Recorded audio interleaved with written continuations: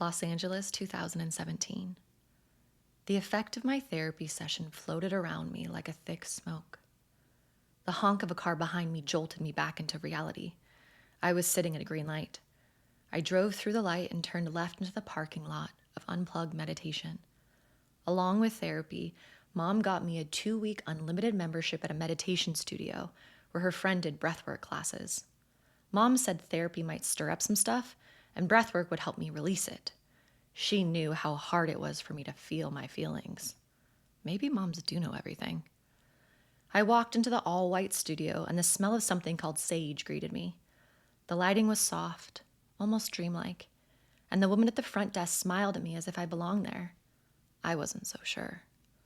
I checked in, then sat quietly in the waiting area, watching the other women filter in, some in their 20s, some probably in their 70s. Fear gripped me. I hoped I wouldn't still be broken by that age. The class opened, and my mom's friend Tammy stood at the front, her voice calm and welcoming. Grab a padded mat and find a space where you can spread out comfortably.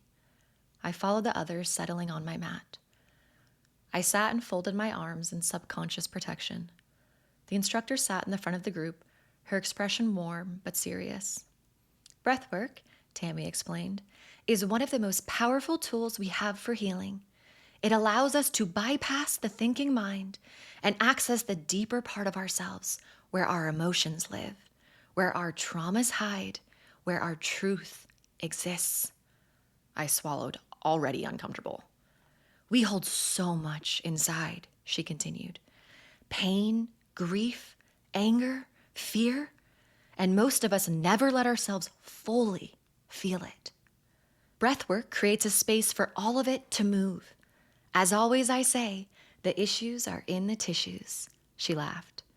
Here, you are safe to express whatever comes up. It's okay to cry, to scream, to laugh, to release. Nothing is off limits.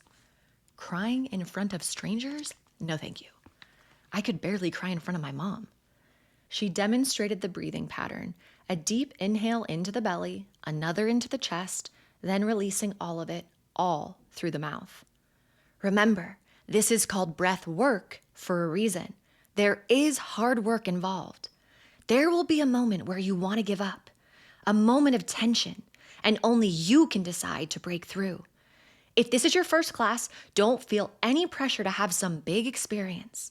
Most people don't the first time. Your body might not feel safe enough to let go yet, and that is okay. I have to admit, the challenge intrigued me. We lay down, and loud music filled the room. I was thankful that it would dull the sound of my breath. We started slowly. In, out. In, out. In, out. I followed along, feeling ridiculous. A rhythm of breath settled into the room, like we were one breath, one being pulsing together hypnotically. The music and energy grew louder. Within minutes, the room filled with sounds.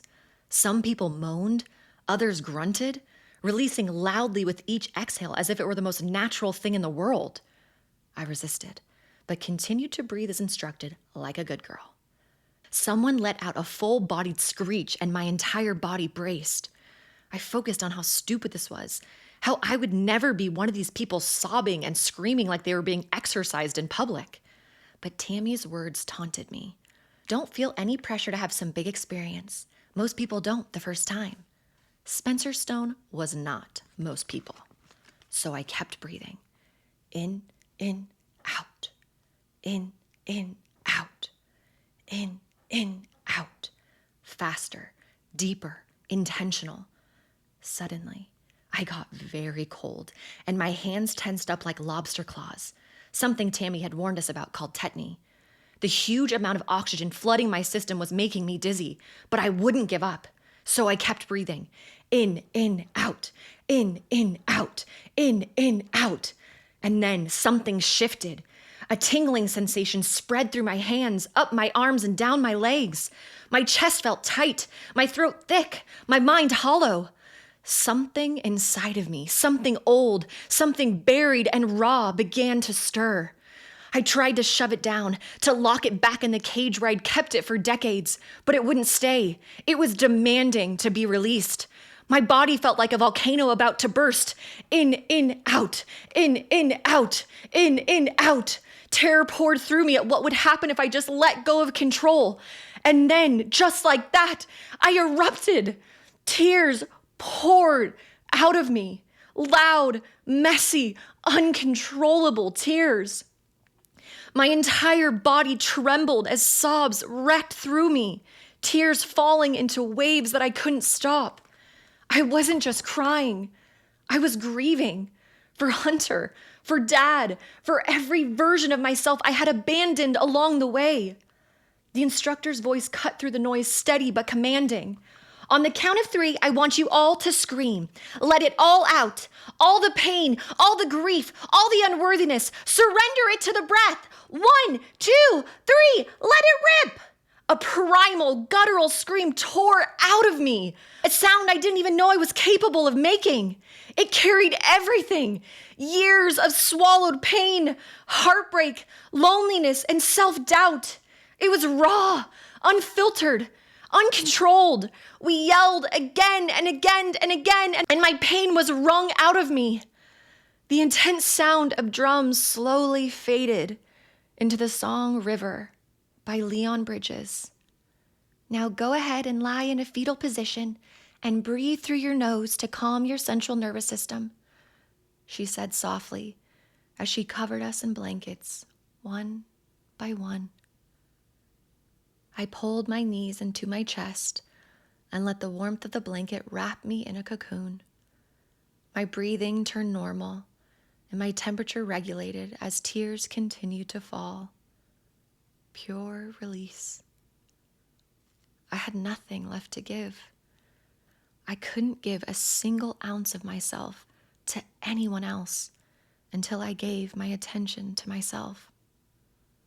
I was blown away. All of that just from breathing?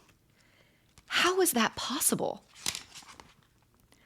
Something free that anyone could do, anytime, could do that?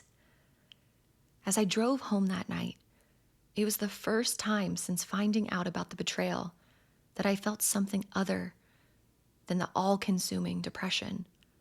It was small, momentary, a flicker, but it was something. And I would take advantage of going to a class every day for the next 2 weeks if it meant feeling anything besides pain, even if only for an hour. Maybe Mom was onto something.